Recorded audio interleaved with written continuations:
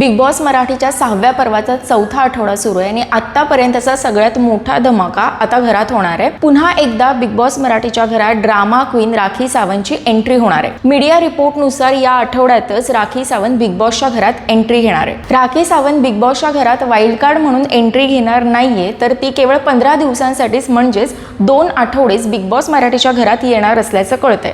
आता राखीने big boss मराठीच्या घरात एंट्री घेतल्यानंतर फुल ऑन ड्रामा तर पाहायला मिळेलच, पण त्याबरोबरच घरातील सदस्यांची समीकरणं बदलतात का, हा गेम कसा बदलेल हे देखील पाहणं महत्त्वाचं ठरेल।